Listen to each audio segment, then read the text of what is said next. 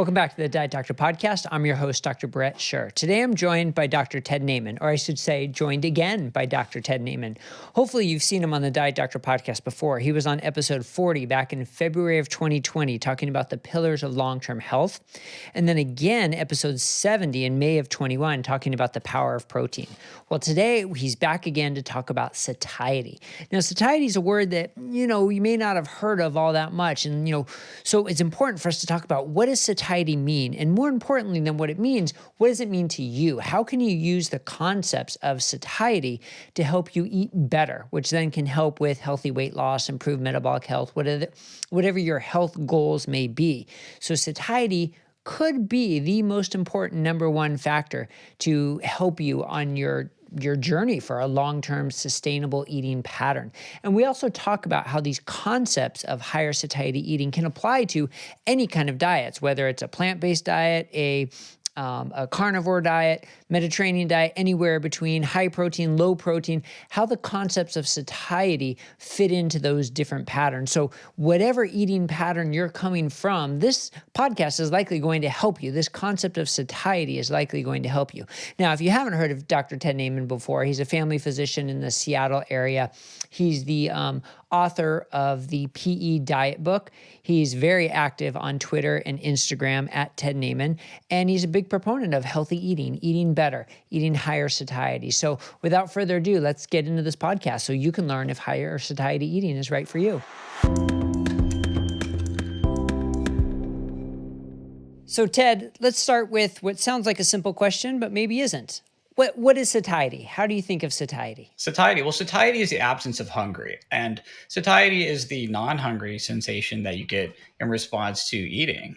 And you can kind of measure satiety a couple of different ways. It could be how long you go after eating before your next meal, or it could be at a subsequent timed meal, how much you eat. So if you ate something for breakfast, like maybe you go all day without eating, that would be a lot of satiety. Or maybe you have lunch planned 4 hours later, but you don't eat very much. That would also be satiety. So it's really just the absence of hunger that one gets as a consequence of eating and getting nutrients. Yeah, it's interesting. In Diet Doctor, which is based in Sweden, we've been talking about the term satiety a lot.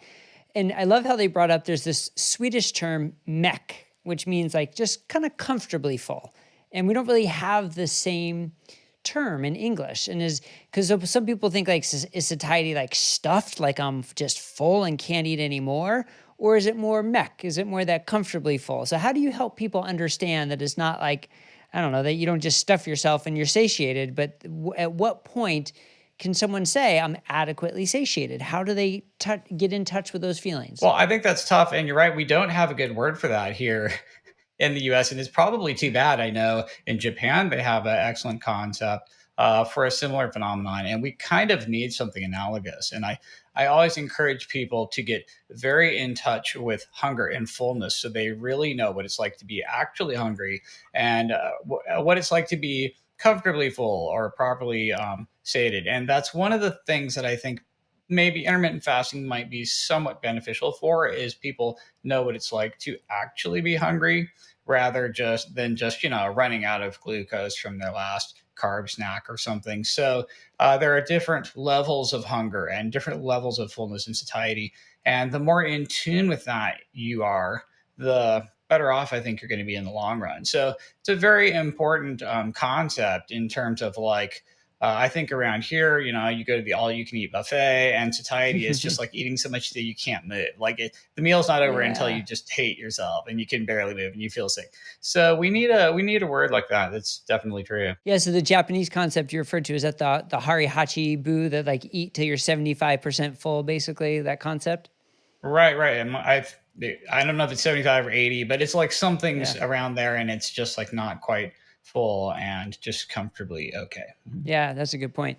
So if you're trying to design the worst diet for satiety, can you think of a worse one than like the standard American diet, or how would you design the worst diet for satiety? No, I can't think of a worse diet than that. And in fact, there have been a lot of companies trying to design obesogenic rat chow that is most efficient at fattening rats and mice in the lab to create Western diseases like diabetes and metabolic syndrome and obesity. And uh, they've really found nothing that's more effective than human junk food, which tends to be this strange combination of lowish protein around 10%, high carb and high fat at the same time, 40 to 60% of each, and then very high energy density. And pretty much every omnivore mammal will overeat that by about 40% of calories. And your lab rats and mice will just completely overeat that from a weird combination of hedonism because it's so tasty with the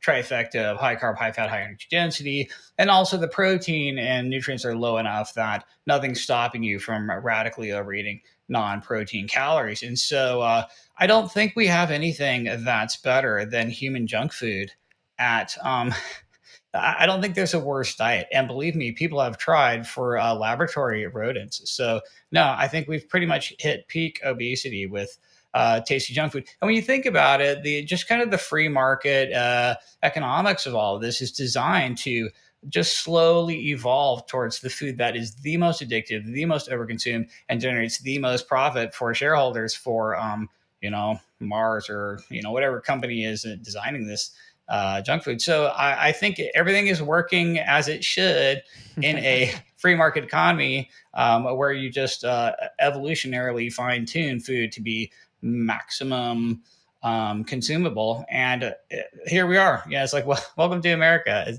So yeah, I don't think there's anything worse, honestly. Yeah, so when we look at all these graphs that show in like the late 70s, early 80s, just the takeoff of obesity and type 2 diabetes and how it just like continues to go up.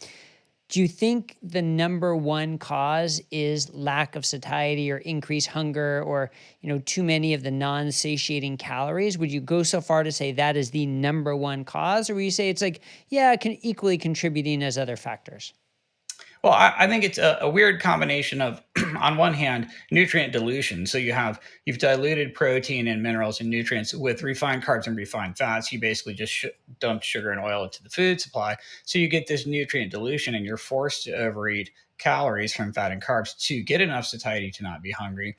But then on the other hand, you're pushing it forward with this nutrient dilution, and then you're pulling obesity forward with the hedonic, tasty, addictive, rewarding nature of these high energy density carbs and fats. And so your liking and your wanting is very, very high for these foods. So it's this weird combination of push pull, both of which, however, is generated by this protein dilution and nutrient dilution and absence of fiber. And so technically, the satiety is very, very low. Either side of that coin that you look at, the amount of satiety for the number of calories you ate is horrible. So whether it's tasty and addictive, that's negative satiety for a trillion calories. And then if it's just protein diluted donuts or something, that's also very little satiety for a billion calories. And that's also horrible satiety per calorie. So the lens of satiety per calorie, it really explains both sides of this obesity push pull, which is really just dilution of nutrients from refined carbs and refined fats. So I do think that kind of explains, both sides at once. That's a good explanation, except Ted, now you just really stepped in it. You used the C word. You said the word calorie. So as soon as some people hear the word calorie, they just like, it's not about calories. It's not calories in, calories out. Calories don't matter. So, I think it's more nuanced, and we actually have a recent guide that we published at Diet Doctor about when is a calorie not a calorie. But you said satiety per calorie. So help us understand the difference between satiety and satiety per calorie. Nothing would give you more satiety than actually eating a billion calories of junk food. If you just ate like 10 pizzas and a gallon of ice cream, you would have a ton of real satiety. Like you would not be hungry for a long time, but you would have also eat, like 150 million calories. So that's if when you take the satiety you got and divide it by calories, that's horrible satiety per calorie. But if somebody made you eat, 20 chicken breasts for a competitive eating, some sort of food eating competition, you would have a lot of satiety for way less calories. And so that would be satiety per calorie. You've got calories in the denominator. So something that makes you feel really full, like a skinless chicken breast that doesn't have a lot of calories, would have very high satiety per calorie. But like just eating, a dozen Krispy Kreme donuts would give you a lot of satiety, but even more calories. So fairly poor satiety per calorie. It's tricky, and everyone's like well, I get tons of satiety from oil and butter and fat and lard and bacon and nuts. And I'm like, yeah, but that is a lot of calories. And I know some people don't believe in calories, right? I don't either. Like a calorie is just a made up thing. But the carbon atoms in every single gram of fat you ever ingest will end up one of two places: inside your fat cells or somewhere else, or if they're full, somewhere where your body's trying to store fat, like shoving it in your liver, or you will exhale them after you've oxidized them in your mitochondria, period. So this is just mass balance. Every carbon atom you ingest from fat has to either be stored in your fat cells or exhaled after you've oxidized it in your mitochondria.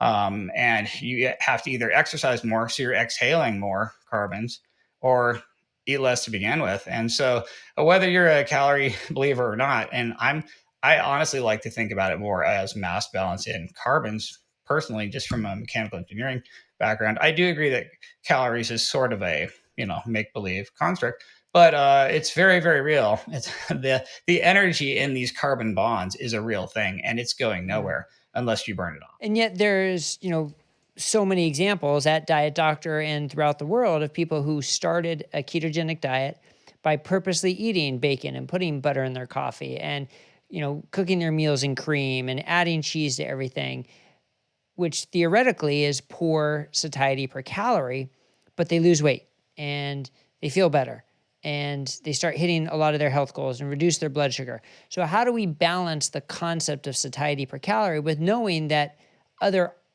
examples exist with poor satiety per calorie foods like fat helping people lose weight, at least initially? Gotcha. Well, first of all, in almost every scenario, people who've done this have increased the protein percentage of their diet, which is incredibly powerful for satiety.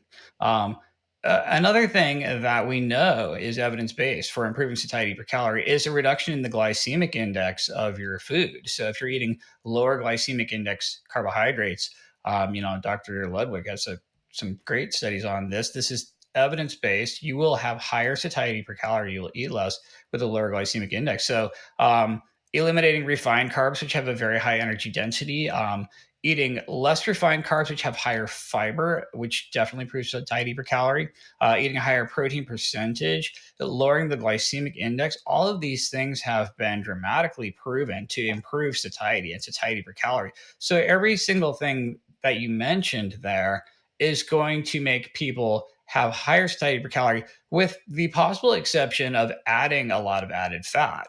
And to be perfectly honest, I think the addition of saturated, or not just saturated fat, but adding any kind of fat might be one of the reasons people plateau on a low carb diet. Because I have so much low carb experience with patients, and everybody like immediately just drops 20 pounds and then plateaus out a little bit fatter than they want to be.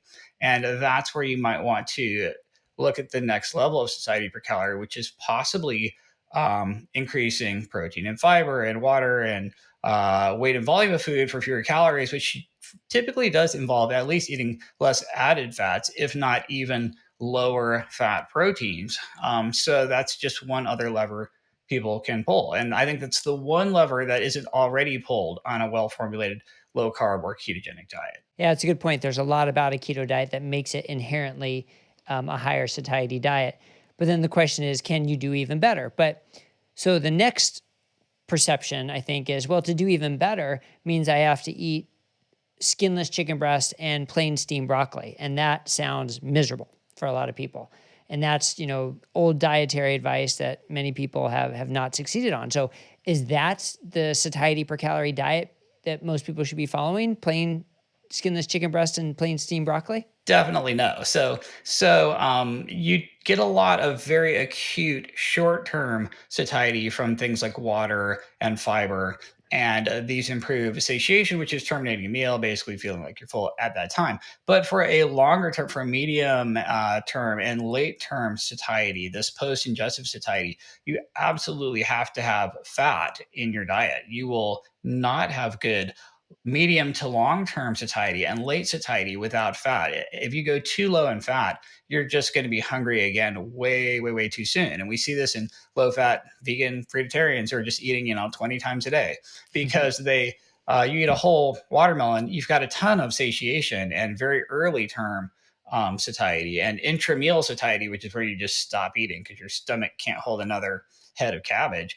But medium satiety, late satiety, hours later, you're starving again way too soon. So you absolutely don't want to go to zero on fat. That's a huge mistake. And so there's kind of this spectrum where if I just took everyone's food and just poured oil on all of it all the time, you would passively overeat calories. You would actually get fatter because you're ingesting calories that are not improving satiety or adding nutrients. You just are ingesting carbons that have to go somewhere, usually your fat cells.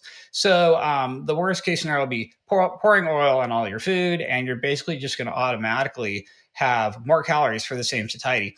And there's this sweet spot where like pouring oil on everything would be bad. And then just eating nothing but skinless chicken breasts and egg whites, whey powder with no fat at all would be really bad because you might be full during the meal, but you're going to be hungry again way too soon. And somewhere in the middle of that spectrum is sort of this sweet spot. There's probably a pretty good range where, fat's, 40% of your calories, or maybe 30% or 50, 60%, somewhere in this middle zone where it's not too low or too high. And I think that's what people need to be aware of. So it's like, yes, you have to have fat for medium to long-term satiety, for late satiety, but no, you don't have to pour oil on every single thing you eat, because that's probably going to add calories without any additional satiety. That's a good summary. Now, you're the author of the PE diet book. And one thing that book is really known for is the graphics. The graphics are amazing, and you're well known as like just a graphic creator to show concepts, difficult concepts, more simply and in cool ways. So I saw one recently on your Twitter profile, which I highly recommend everybody follow. That was these three different bars, and it was fat and water on one, it was carbs and fiber on another, and then it was protein. What was the other side of protein in the middle? Energy. Protein versus protein energy. and energy. Protein Exactly. Mm-hmm. So tell us how this diagram fits into the concept of satiety, the specific parts, and sort of what we need to focus on. This diagram was honestly kind of confusing and busy, and nobody got it, and it might have been a total fail, which is fine. But I was looking at basically the satiety per calorie from three different axes, or sort of three different spectrum. The number one being protein versus non-protein calories. And I displayed it as sort of a vertical axis with protein at the top and non-protein calories. That's net carbs and fats at the bottom. And this is really just protein percent of calories. And to be honest, that is the single most powerful metric when it comes to satiety per calorie and ad lib caloric intake, or how much you're going to eat.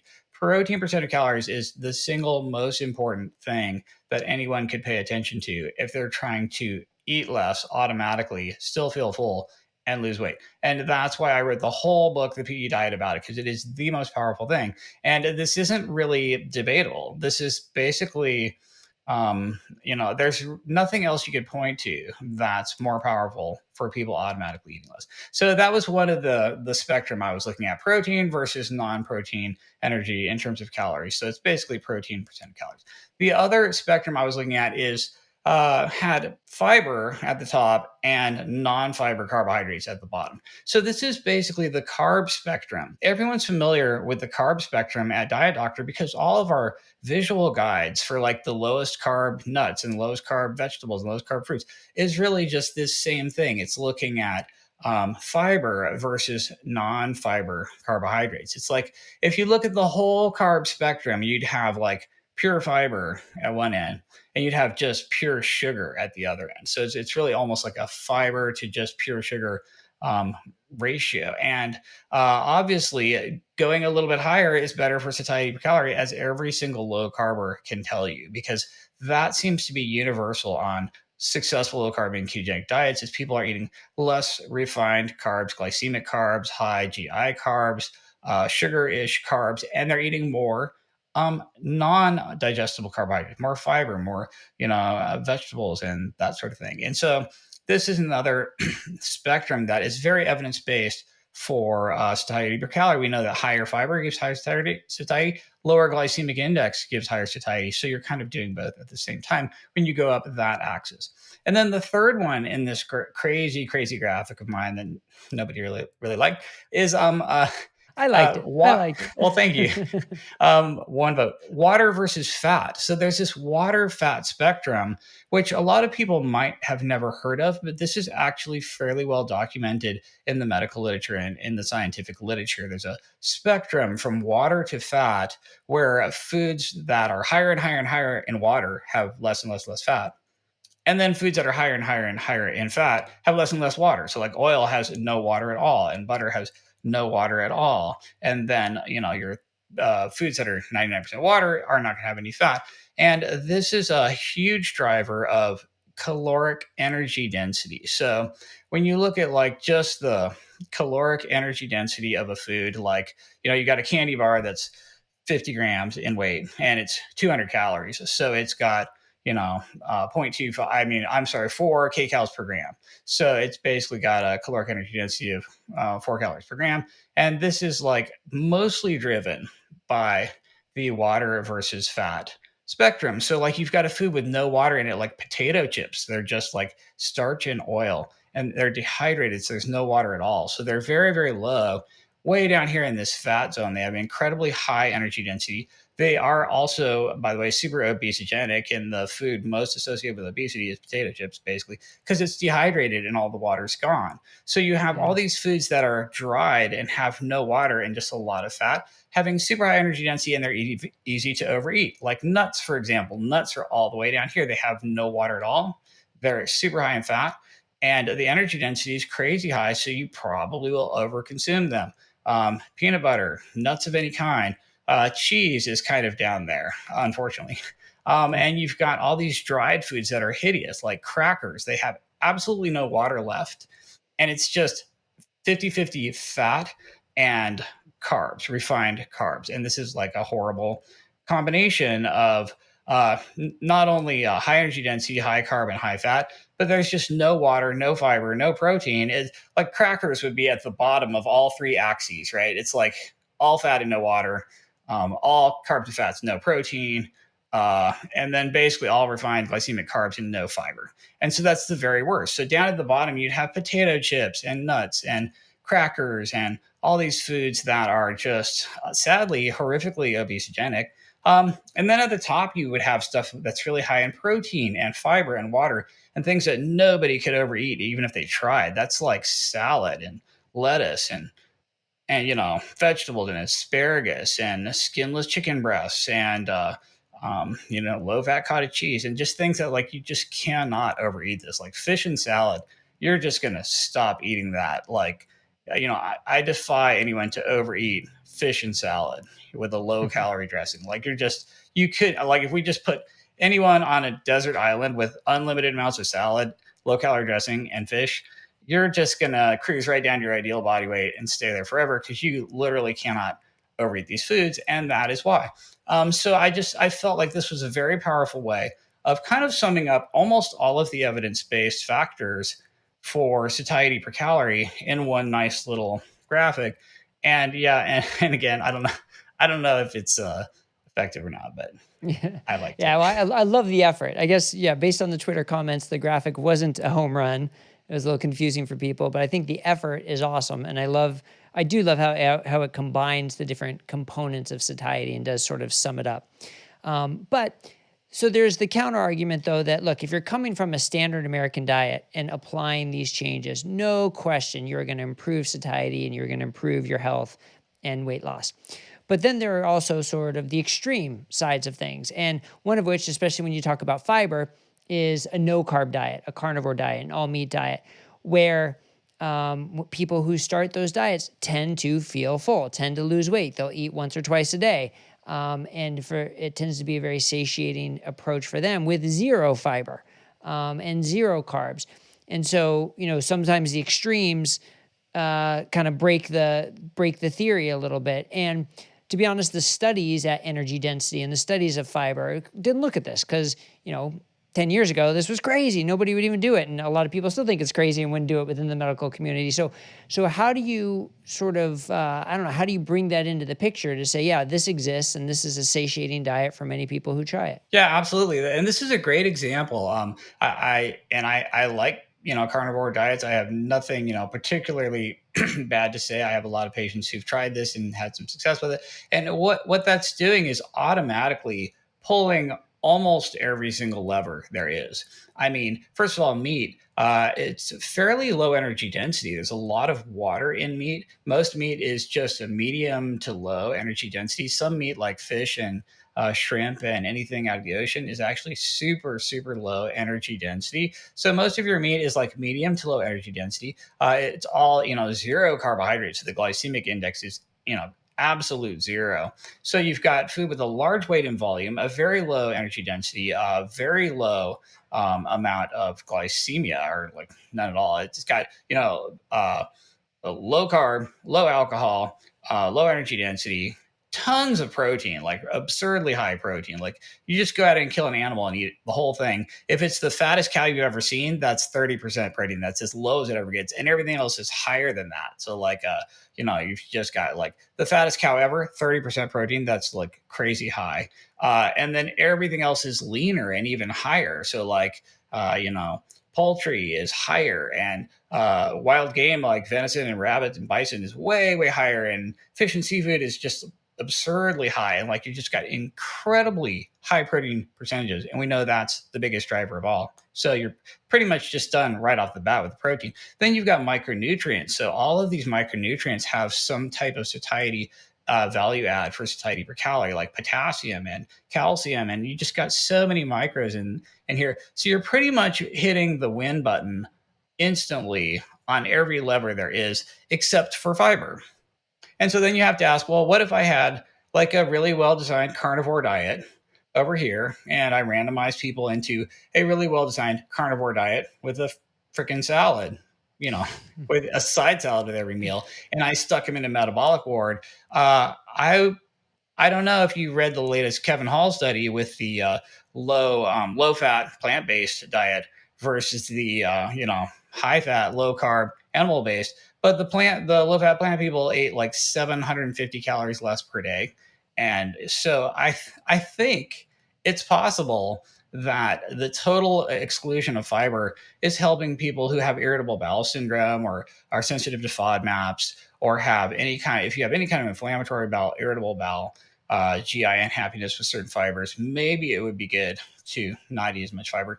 But most people, I would say, you'd probably actually do slightly better eating that side salad on your well-formulated carnivore diet. And until somebody proves me wrong with a well-designed, randomized,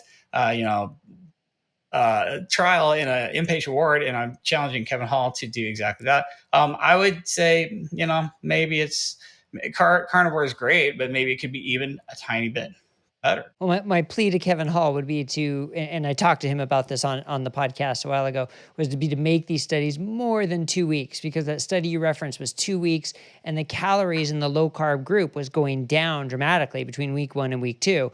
And would it have kept going down? We don't know, because the trial stopped at 2 weeks. And, for any kind of diet, especially a keto diet, it's got to be longer than 2 weeks, preferably 4 weeks or even longer, which is really hard to do in a metabolic ward. So I think we're going to have to hold our breath on that. Although Kevin did say he was going to do longer studies, and at least 4-week studies, I think. But I like the idea of Dr. David Ludwig's trials better, that you're like at some, his trials were like at this lake house out in the woods, and that's where you get to stay, as opposed to being stuck in a metabolic ward, like just doesn't sound quite as enjoyable. So harder to do for a longer Exactly. time. That's true. Well, I feel like you can have well controlled or really long, but never both. It's like a total trade Right. off. And Right. so we're Right. never going to get what we want. Okay, so we talked about one end of the spectrum then with zero carb or carnivore diets. So the other end of the spectrum would be like the traditional Okinawan diet, which is reported to be like 9% protein and all sort of sweet potato, and like kind of like local vegetables and things that they forage for. So I guess we don't really know their satiety levels, but we know that they didn't have type 2 diabetes or heart disease, and they lived until their 90s. And so how do you explain that from a satiety perspective then? Right, right. And so, this just completely destroys anything I had to say about protein being most powerful. And we got the Samane eating 12% protein diet. It's like slightly less than the protein percent in the US.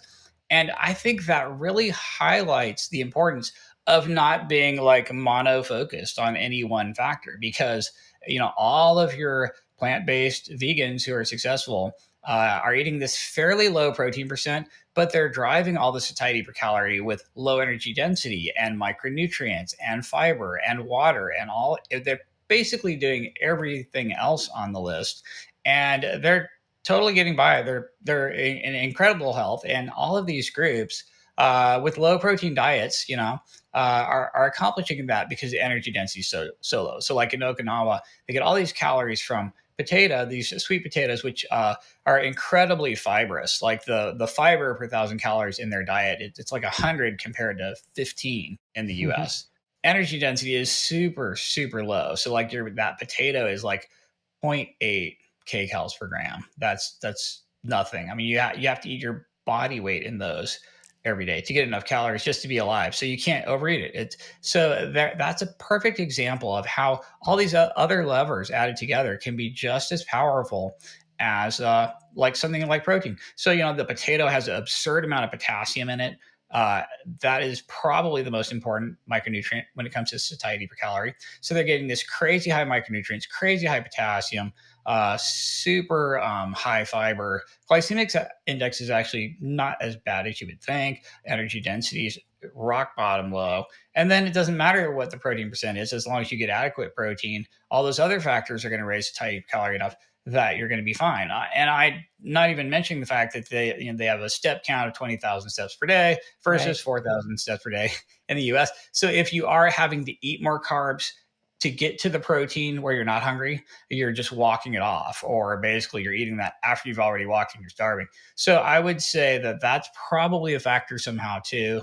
If you have to eat a protein dilute diet, but you're doing a lot of walking, exercise, caloric expenditure with physical activity, then you're probably insulated from some of that. Yeah, good point. I like the analogy of pulling the levers, that if you're going to pull the protein lever pretty hard, you don't have to pull the other levers as hard. But if you're not going to pull that protein lever, you can still get there by really cranking down on the other levers to more of an extreme. So I think Mhm. that visual can really help. And you talked about exercise. So how does exercise play into satiety? Because we hear, exercise isn't the best way to lose weight, although it may help you maintain weight. A lot of times exercise can actually make you hungrier depending on how you do exercise. So how do you see exercise fitting into satiety? Basically, we do know from studies that exercise is not a great way to drive weight loss. Like, you don't want to say, okay, it's time to lose a bunch of weight. I'm going to do it with exercise. And the problem is, as you exercise more and more, your body just puts a rigid ceiling on calorie burn by just making you sit on the couch the whole rest of the day. So you do an hour of CrossFit and then you literally don't move for the other 23 hours a day because you're just wiped out. And so your body throttles back on everything else. And so it really caps how much actual weight loss from just burning calories you're going to get from exercise. So it's never good to just say, I'm going to just keep eating the same diet and drive all my weight loss by just doing more and more and more exercise. That is not going to work. And we do know that for a fact. However, we have all these ideas that are actually kind of wrong. Like, everyone thinks, well, exercise is just going to make me hungrier. I'm going to eat more. I might even gain weight. All of this is pretty much mythical. Like, we have a ton of studies now that show that people do not compensate all the calories back from exercise. Almost universally, people do lose weight when they add in exercise. So there's a couple factors there. First of all, if you're doing any high intensity exercise higher than about 60% of your maximum output, so if you're jogging or sprinting or whatever, you get this extreme exercise induced anorexia where for an hour or two afterwards, you're just super not hungry. And if you don't believe me, just go, just do 20 minutes of sprinting and you are extremely not hungry. Even if you were hungry before, you're not hungry for an hour or two. Now, that doesn't really change your overall daily balance. And studies show that acute exercise, people get this acute exercise induced anorexia for a few hours if they were doing anything over about 60% of maximum output. But then later in the day, what happens is nothing. People are not eating more, they're not eating less, they're not like compensating. They're not eating back all those calories. They're basically just burning the calories through exercise and doing nothing on the compensation side. in the short term. That's if you're looking at same day, several days. We have studies looking at the rest of one day, 2 or 3 days in a row, and you just don't get this short term compensation that everyone thinks they get. Your appetite is not going to be higher. You're not going to eat more food. You're not going to overcompensate. Even in the worst case scenarios, which is someone who's very, very overweight and very insulin resistant, you might compensate 50% of those calories back that you expended with cardio. So it's mythical that it's going to make you gain weight because you're going to be more hungry. That's not true. What it has been proven to do extremely dramatically is improve satiety signaling. So you get much more sensitive to satiety signals. So people get way more in tune with hunger and fullness. They're a little bit hungrier when they should be hungry. They're fuller after a meal when they should be full. And the long term effect of chronic exercise is improvement in body composition. Body fat goes down because you have better satiety signaling. Also, as you're so just exercising, resistance or cardio, you get better satiety signaling. You're more sensitive to satiety hormones. You're more sensitive to the signals of hunger and fullness. A couple other things happen. You also actually have less craving and desire for hedonic foods. So people who start to exercise don't have the same reward from donuts and candy bars and cupcakes that they had before. They actually get more liking and wanting for healthy foods, low energy density foods, higher protein foods. They get less craving for things like the high energy density carbs and fats together. So you get an improvement in your likes and wants. You get less reward from addictive hedonic obesogenic foods. You get more in touch with hunger and fullness. And then the one other thing, a couple other things about exercise. If you're building lean mass and improving your basal metabolic rate, you're just burning more calories all the time. And at this higher energy flux, you're better able to match energy intake and energy expenditure. So there's this concept about body weight regulation and managing intake with expenditure. And if you look at total energy expenditure, people who are in the sedentary zone where they're only burning like 1.3 times their basal metabolic rate. So you have a basal metabolic rate if you're just asleep on the couch all day. And then you have an additive, a multiplier of that from your activity. So if you're super sedentary and just sit around all day, maybe your total daily energy expenditure is a 1.3 or 1.4 times your basal metabolic rate. So if you're just sitting all day, here's your BMR. If you're sedentary, you're 1.3 times your BMR. But if you can do an extra half an hour of exercise a day and get up to about a 1.7 times your basal metabolic rate, or even higher, you just see people matching intake to expenditure way more perfectly. So you're just basically automatically not overeating. And there's this unregulated zone where the more and more sedentary you are, you keep eating as many calories as you'd eat if you were exercising. And then in order to burn those calories, because you're not exercising, you just literally have to get fatter and have a larger body. So your basal metabolic rate goes. So the main determinant of basal metabolic rate is body size. So basically, end of the day, everybody's burning the same amount of calories, whether active or not. You can either burn them by being fatter or by moving more. Period. The end. And so that's kind of how it works. Yeah, so it's really interesting. So to summarize that though, if you could do resistance training and then be fairly sedentary, or don't do resistance training but move your body kind of all day long, which would you think you would choose for, healthy weight loss and satiety? Both. You're not going to choose one or the other. You got to do Right down both. the middle. Yeah. I mean, Yeah. like if you put a gun to my head and said you can only do resistance or cardio, I would probably pick resistance, but just barely. Like I honestly think they're both super important. And cardio is like improves VO2 max, and cardiorespiratory fitness is one of the number one metrics you can measure in any human as to how long they're going to live, all cause mortality. Basically, the better your cardiorespiratory fitness, the longer you're going to live. Pretty much a bigger factor than anything else you can measure. So I love doing like brief high intensity cardio to improve VO2 max and maximum output and cardiorespiratory fitness. But then I love doing resistance training so you have better body composition, higher lean mass.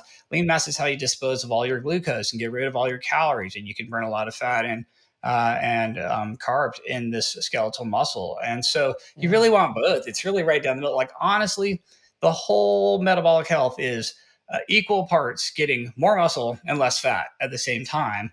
And it's equally about satiety per calorie for lower fat, and then resistance training for more muscle, and then cardio so that your energy flux is nice and high, and you're just burning through a lot of calories every day. And so you can't, you really want to do them all. You want to be high protein, low carb, low fat, high fiber, low energy density, moderate cardio, moderate resistance, daily step count, general movement. Like you kind of want to be pulling every single lever we've mentioned to a moderate degree and add them all together. And I think that's the sweet spot. No, but that might sound pretty hard for a lot of people to do. It's like, wow, that's a lot of things to think about. That's a lot of things I have to change in my life. So, how do you help your patients prioritize? Because I think we know from experience, if you try and change too many things at once, you change nothing and you get frustrated and you give up and say it doesn't work. So what's your strategy for helping people make the most important changes at first so that they can stick with it long term and succeed? Right, right. And you never want to just do a whole bunch of crazy things at once. You're just going to burn out. So what I like is starting out with exactly what you're eating now and substituting out versions that are slightly higher in protein or fiber and slightly lower in carbs and fats.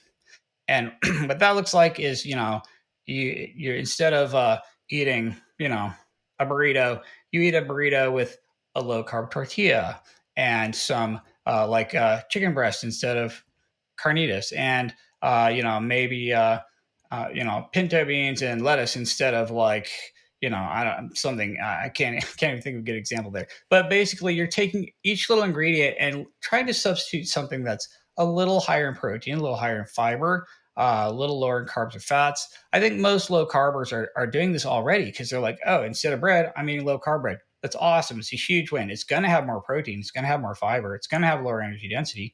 You're doing all those at once. Or if you're like, okay, right now I'm just eating the fattiest bacon I can find every morning for breakfast. Maybe I'll eat like Canadian bacon instead. It's going to have, double the protein percent, a lot lower energy density, higher satiety per calorie. You're going to feel just as full and for like 100 calories less. And it's little substitutions like this throughout the day. You just take everything you're eating, look at the macros, and say, ooh, how could I eat slightly higher protein or less glycemic carbs or a little more fiber and less glycemic carbs? And it's just getting like leaner this and low carb that and whole grain something else. And, just throwing in like a salad or something. And then on the exercise side, also, you want to just start out really, really basic. Like, I'm just going to wear my Fitbit or my Apple Watch and just track my step count and try to get maybe to 8,000 steps a day, which is an awesome goal. That's 4 miles. That's like a hour of exercise. You pretty much could just track your steps and then go to the gym twice a week and just do like 15 minutes of push pull legs. It's like a chest press, a row, and a leg press. And you just start out really, really small, do little tiny bits, and just try to make it a habit and keep it sustainable. And then it's mostly about sustainability and tiny changes that you can do a really long time. Yes, it's an interesting difference in philosophy. The tiny changes to see small incremental goals, or make big changes to see the big, to see the big improvements, which can be very motivating as long as you can do it. So, do you kind of warn people or tell them ahead of time if you make these small changes, you might see very small differences, but it's the long term that we're going for? Like, how do you keep them from getting frustrated? Like, yeah, I did what you said and I lost 2 pounds. Like, come on, what's that? Like, how do you prevent that? Well, it's really, really hard. And nothing's harder than resistance exercise. So fat loss is actually faster. People can just, change their diet for a week and they'll lose some fat. I mean, boom, it's happening. But like adding muscle or getting stronger or fitter or better cardiorespiratory fitness is so slow. Like you could go to the gym today and tomorrow and the next day and next week and the week after that, and you won't notice really much of anything. You won't be that much stronger. You won't have that much more muscle. You won't really look any better. And it's so slow. You have to do it, for 6 months or a year. And it's just like building a sandcastle with a teaspoon. And it is very depressing, which is why you have to make sure that people enjoy it, that they're having fun, that they know that they're making a long-term investment in their future health. And you do have to set people up for the fact that that's going to be a very, very slow process. And if you just, could do that for 10 years and then look at yourself then immediately, everybody would be just like at the gym right now. Like if you could see how you'll look after a decade of Yeah. intentionally lifting with a high, level of effort twice a week for, 10 years. Oh, everybody be at the gym right now instead of listening to this podcast. But like it's so Or slow and listening to it's the so podcast rapid. while they're at the gym, hopefully, right? Oh yeah, there you go. Perfect. But in today's society is so like immediate, right? It's so like you turn on your phone, you get immediate gratification. It's you want immediate, Amazon shipping, 1 day shipping. Not a plug for Amazon, but it's like we're like trained for immediate results. So do you get a lot of resistance or find a lot of people not succeed because they want better results right now?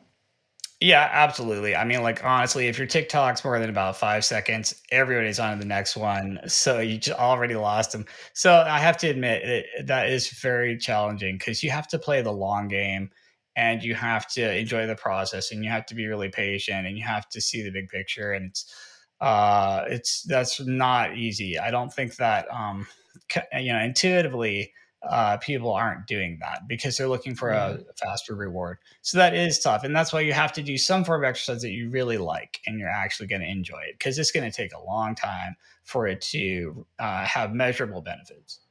And you have to eat foods that you really like to be able to stick with this long term. So, I guess two questions. One is, how do you factor in uh, eating in a way that you really enjoy that fits with satiety per calorie? But also, is there, I guess, the corollary of that question is there risk of going too far? High protein, low carb, low fat, and is that sustainable, right? Like 10% fat and 10% carbs and the rest protein. Like who can eat like that, right? So there's an extreme to this satiety approach that is just not going to be enjoyable. So how do you help people find that sweet spot? Well, the answer to both of those is the same thing, and that's Yeah. this tiny gradual progression with little tiny changes that you can sustain. So, like, if you're like, oh wow, okay, protein, fiber, water, good, carbs and fats are bad. I'm just going to eat whey powder and then drink a gallon of water. Done. You're just going to completely fail. You really just can't go that extreme. The more extreme you go, the less sustainable it is. The faster you're just people and then people fall off the wagon hard and they just binge and then they're like, oh, dieting's stupid, I'll just eat whatever I want. And so there's so many things that can go wrong when you try to go too extreme.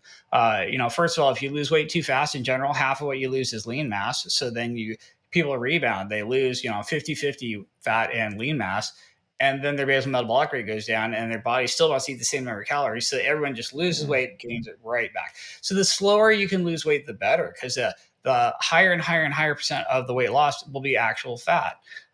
So the way you kind of prevent either going way too extreme and crashing and burning, or and also making it sustainable, is to make these tiny changes. So like, I don't care what anybody's eating right now, you could find a version of that that's slightly higher satiety per calorie. Let's say you just totally exist off Krispy Kreme donuts. They make a donut that's a cake donut that's not glazed, and it's literally got half the calories. So if you switch to cake donuts from glazed donuts, you're actually gonna lose weight. And like, it's just like little tweaks like that. Meet people where they're at by you take your existing diet and just make these little directional tweaks to them, and just keep it sustainable, keep it enjoyable, make sure you like it, enjoy the process, and then just iterate on it. Consistency is everything. So if you make these tiny changes that you can do every day, like, could you just be a for the rest of your life, could you be a carnivore and then also a low fat carnivore and just eat like shrimp and boiled chicken breast? Hell no. You're not even going to do that No one meal, way. let alone a day, let alone forever. But could you for the rest of your life, eat a bacon that's slightly leaner than like that super cheap, super fat bacon you've always eaten? Yeah, I think you could actually do that. Like, people could actually do that, and they would actually have better body composition eventually after iterating on that. And then you just apply that to a few other areas, and I think that's the secret. All right. All right. That's a good way to describe it. So transitioning for a second, now there's a lot of cool stuff happening at Diet Doctor with new tools and programs to really work on this satiety approach, and you have been instrumental in a number of these. So tell us about the satiety calculator. Tell us about the satiety approach that we have at Diet Doctor, and how people can practically use that to help themselves learn how they're eating now and how to improve it. Oh, sure. Yeah, absolutely. Well, it's been great working with you guys at Diet Doctor. I love it. I'm super excited. I've been working on this satiety calculator concept, and a lot of it is really about the three axes that I was talking about in that graphic. So, yeah, the first and most important one is protein percent of calories. You have this on the satiety calculator. You have either a graph that has protein percent on the y-axis, or a bar that shows protein percent, and higher is better. But then again, this is on kind of a inverted semicircle U-shaped curve where you don't want your protein percent to be too low, you don't want it to be too high, and there's a middle zone that's good. It's kind of divided into thirds. There's too low, which is America. There's too high, which is like any stage prep bodybuilder who's just gonna be starving out of their mind and then rebound and gain a bunch of weight back later. And then there's this kind of good zone, maybe 20 to 30, 40% of calories from protein where you really want to be. And so that's one of the major calculator metrics is this protein percent of calories. The other one is the energy density of food. So that's basically just looking at how many grams of food you get to eat for how many calories. So humans do two things when they're eating. Number one, they eat until they get enough protein, and then they stop eating. So you're just going to keep eating until you get enough protein in the day. The other one is you eat at a meal until you get a certain weight and volume of food. And we have studies showing that people eat basically the same weight and volume of food almost irrespective of the calories in there. So we have studies where they actually designed the lowest energy density meal and the highest energy density meal, and people ate them both randomized and had equal satiety scores afterwards. But the high energy density people ate twice as many calories, literally twice as many calories. And so this is a very powerful phenomenon. It's more of a short-term satiety. It's more of a earlier satiety, and the protein's more of a later satiety. But you add the two together, and it's very powerful. So the first metric is protein percent of calories. The second one is energy density of food, which is basically how many calories are in how many grams. Or another way to think of it is how much weight and volume do you get to eat for a certain amount of calories. So, like M&Ms, you get a tiny handful of like 10 M&Ms, but raspberries, you get like 3 pounds of raspberries with a huge weight of volume. So the third one is fiber, and that's, grams of fiber per 1,000 calories. And, guidelines say you should eat 30 grams of fiber per 1,000 calories. In the US, we're down here at like 15 grams of fiber per 1,000 calories. The HODs are eating, 100, 150 grams of fiber per 1,000 calories. So we could improve, and it does improve satiety per calorie. This is a evidence-based phenomenon. So the third thing we're looking at is fiber percent of calories, which is mostly about eating more fiber, eating less glycemic carbs, which is this other axis in my crazy graphic. Basically you've got protein percent of calories, energy density of food, fiber. And then the last one is the hedonic factor. This is food reward. This is liking and wanting an addictive food reward. So we know that this trifecta of high carb, high fat, high energy density is really going to drive overeating. These are foods that are low in protein, low in fiber, low in water. We talked about them already. Your potato chips, your nuts, your things that are, basically carbs and fat together, all your donuts and your pizza and your junk food. And these are very easy to overeat because they're so palatable. You want to eat more and more and more of them. And it's a lot of calories. So that is almost a negative satiety per calorie. So the satiety per calorie is calculating, it's kind of, you're getting an additive from protein and fiber and water, or low energy density. And then you're kind of getting a subtraction from hedonic foods. And the net result is this satiety score where you don't want to be 100%. That would be egg whites and whey powder and 10 gallons of water, and that's not going to work. But you don't want to be too low because that's potato chips in the standard American diet, and like 92% of Americans are over fat. So there's this middle zone, this sort of like maybe 40 to 60, somewhere we've kind of designed 50 to be like a good central middle zone where you kind of want to be. The only thing you really want to do with satiety per calorie is be a little bit higher than you were before. So, like, let's say you calculate your diet. I figured the standard American diet right now is about a 25 on this scale, Yeah. and like maybe you want to be a 30 or a 35, or like I think getting up to about 50 would be good. But that's kind of how it works, and the whole idea is just to be higher than last time, higher than you were before, and in a sustainable, enjoyable fashion by making little substitutions and still eating what you like, still enjoying your diet, not doing anything crazy, but just making these small tweaks, most of which are very low carb friendly and low carb compatible. In fact, low carb is really just kind of the original satiety per calorie.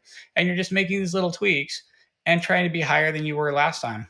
And that way you can automatically eat less without being hungry and enjoy the process. Yeah, I like that really practical approach, sustainable, enjoyable approach. And when you do it that way, it fits with any type of dietary pattern. You want to eat meat, you don't want to eat meat. You like Chinese food, you like Italian food. You like, whatever ethnic food, cultural food, whatever type of dietary makeup, Mediterranean, dash, whatever, you can apply the same concepts to it to make it a better version of that diet. So I really like your practical approach, and I thank you for taking the time to share all your wisdom and your approach, and of course your your humor. I love the way you describe things and define things, and your graphics. It's all great. So thanks so much for joining us today. Oh, no, thank you for having me. Great to talk to you.